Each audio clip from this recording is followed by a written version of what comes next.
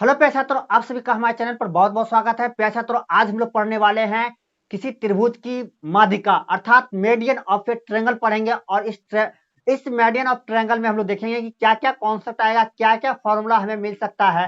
प्यारे छात्रों, ये जो कॉन्सेप्ट है वो किसी भी कंपटीशन एग्जाम, चाहे स्टेट गवर्नमेंट एग्जाम हो या कोई एनुअल एग्जाम हो, उसमें बहुत ही इंपॉर्टेंट भूमिका निभाती है। इसलिए हमारे इस वीडियो के अंत तक आप सभी बने रहे। तो चलते हैं छात्रों, यहाँ पर जो है आपको स्क्रीन पर एबीसीडी जो है आपको एक त्रिभुज दिखाई दे रहा है। और हमने क्या किया, शीर्ष ए से हमने क्या किया, डी तक अर्थात बीसी भुजा पर हमने क्या किया, एडी जो है रेखाखंड खींचा, जो बीसी को क्या कर रहा है, दो बराबर हिस्सों में बांट रही है। ये जो एडी जो लाइन सेगमेंट है प्यारे छात्रों, इसी को हम लोग क्या कहते हैं, माध्यिका कहते हैं। जो आपको ऊपर वाला चित्र में दिखाई दे रहा है, यहाँ एडी क्या है, माध्यिका है। तो जैसे हमने शीर्ष ए से खींचा, उसी तरह मैंने शीर्ष बी से खींचा है और सी से खींचा है। ठीक है, यहाँ एडी, बीई और सी एफ क्या है, माध्यिका। और ये तीनों माध्यिका क्या कर रही है, एक बिंदु पर क्या कर रहा है, प्रतिच्छेद कर रहा है, जिसको हमने जी लिखा। और यही जी क्या कहलाता है, केंद्रक कहलाता है, जिसको इंग्लिश में सेंट्रॉइड कहते हैं। ठीक है, केंद्रक को हम लोग जो है गुरुत्व केंद्र भी कहते हैं।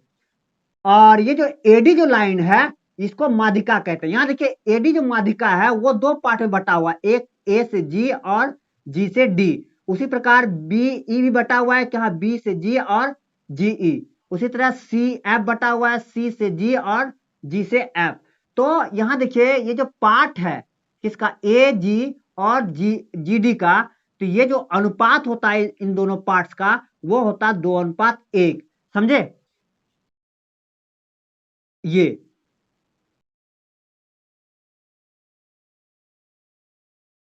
ठीक है, अब देखिए प्यारे छात्रों की जो माध्यिका है, इस माध्यिका को हम लोग किस प्रकार डिफाइन करेंगे। तो चलते हैं, त्रिभुज के किसी शीर्ष से, त्रिभुज का कोई भी शीर्ष लीजिए। त्रिभुज में कितने शीर्ष होते हैं, तीन भुजा है तो तीन शीर्ष होंगे, कि तीन मुंडिया है इसका, ये जो खोपड़ी दिख रहा है इसका, है ना।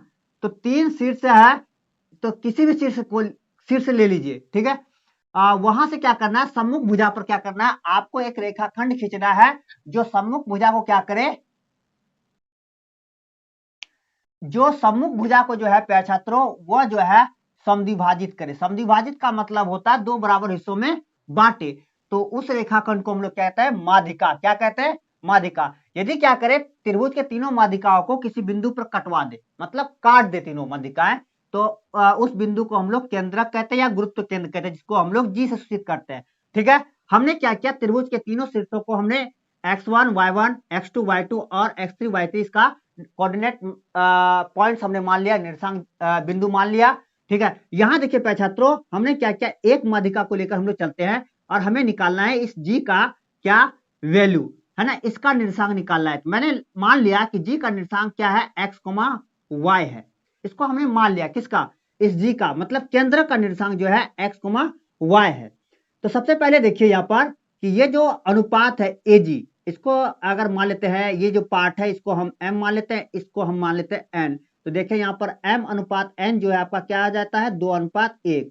तो आप जो है सेक्शन फॉर्मूला का प्रयोग यहाँ जो है एडी के लिए निकाल सकते हैं, लेकिन हमें डी तो पता नहीं है ना, हमें डी पता नहीं है, लेकिन हम डी निकाल सकते हैं। कैसे, तो देखिए बीसी जो रेखाखंड है, इसका यह मध्य बिंदु क्या है, डी है। क्यों मध्य बिंदु है, क्योंकि ये बीसी को क्या कर रहा है, दो बराबर हिस्सों में बांट रहा है। मतलब डी से सी की दूरी और डी से बी की दूरी वो बराबर है, जिसका मतलब डी मध्य बिंदु है ना। तो मध्य बिंदु का क्या फॉर्मूला है, सेक्शन फॉर्मूला में आप पढ़े होंगे मिड पॉइंट। अगर नहीं पढ़े हैं तो आप जो है मेरा इस पर जो कोऑर्डिनेट ज्योमेट्री पर बनाया वीडियो है उससे देख सकते हैं। देखने के बाद आप इसे देखेंगे तो बहुत ही आपको हेल्पफुल होगा। तो यहाँ देखिए डी का निशान कैसे निकालेंगे। तो यहाँ पे सीधा जो है हम मतलब ट्रिक लगाते हैं। क्या ट्रिक लगाते हैं कि जो भुज है किसका, बी और सी का, इसको जोड़ेंगे। क्या करेंगे, इसको जोड़ेंगे। तो इसका मतलब x2 प्लस x3 बटे 2, ये हो जाएगा मेरा डी का एक्स नियामक, मतलब आपका भुज का वैल्यू हो जाएगा, एफसीसा का वैल्यू हो जाएगा। ठीक है, अब जब इसका कोटि निकाल, जिस प्रकार हम लोग एक्स का वैल्यू निकालने के लिए इसका निकाले, मतलब भुज का मान निकालने के लिए किए, उसी प्रकार हम लोग क्या कर सकते हैं, वाई का भी वैल्यू निकालने के लिए कर सकते हैं। तो इसका मतलब ये हो गया कि इसके हम लोग कोटि को जोड़ेंगे, मतलब y2 प्लस y3 बटे 2, ये मेरा हो जाएगा डी के कोटि का मान हो जाएगा, मतलब ऑर्डिनेट का वैल्यू हो जाएगा, या इसको वाई नियामक कहिए। ठीक है, अब देखिए मेरा डी निकल गया। अब यहाँ पर देखिए एडी क्या हो गया, एक लाइन सेगमेंट है और ये जो है m/n में डिवाइड है जो जी बिंदु के द्वारा, और जी का निशान हमने क्या माना है, x, y। अब चलते हैं त्रिभुज एबीसी में, है ना, एडी एक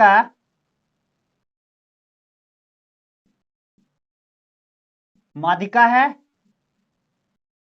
जिसका गुरुत्व केंद्र या केंद्रक, गुरुत्व केंद्र या केंद्रक जी है। यदि जी का निर्देशांक क्या मान लिया हमने, यदि जी का निर्देशांक x, y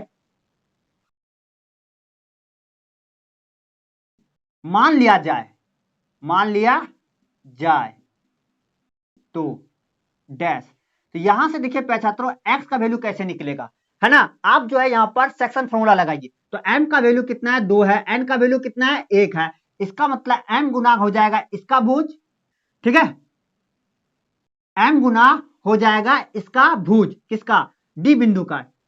आप जो है इसको बाहर निकाल लीजिए थोड़ा सा, ये आपका a है और ये आपका d है ना। a का निर्देशांक है x1, y1 और d का निर्देशांक है x2 plus y2, x2 plus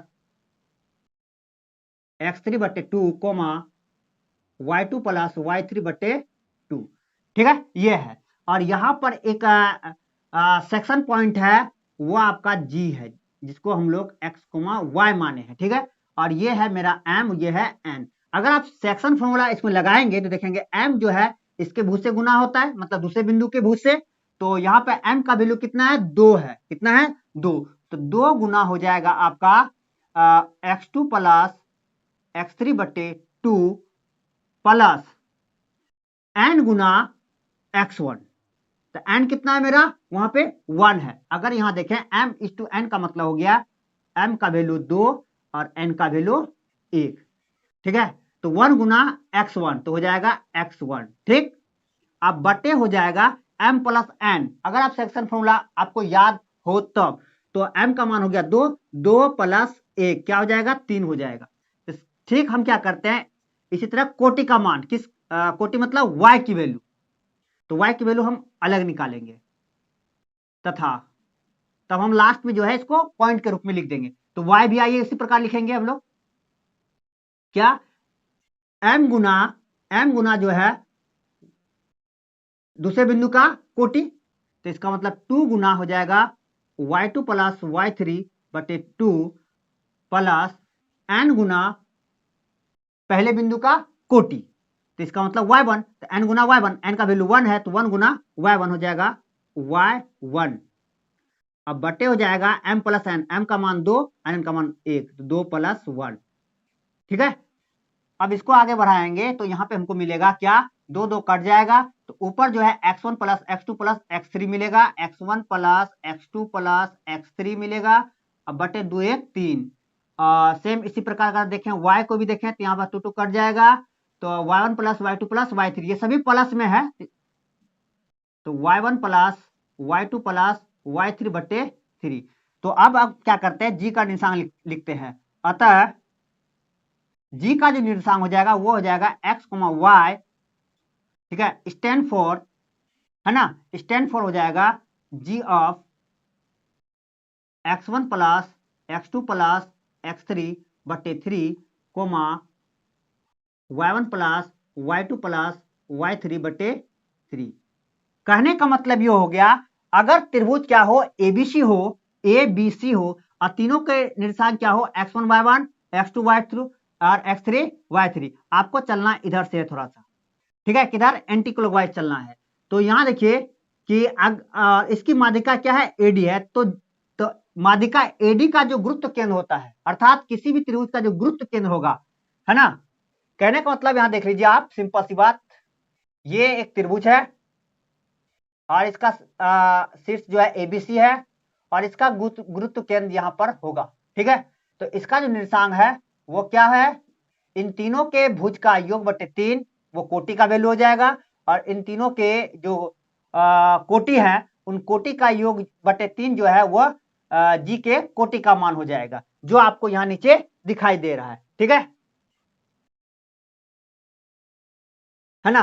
तो इसका मतलब यह हो गया कि x1 plus x2 plus x3 bye 3 क्या हो जाएगा, g का x हो जाएगा, मतलब भुज का मान हो जाएगा। y1 plus y2 plus y3 बटे 3 वो हो जाएगा कोटि का मान, है ना, मतलब ऑर्डिनेट का वैल्यू हो जाएगा। तो इस प्रकार जो है मेरा गुरुत्व केंद्र का जो है निर्देशांक निकल गया। और ये बहुत ही इंपॉर्टेंट फॉर्मूला है प्यारे छात्रों किसी भी एग्जाम की दृष्टि से।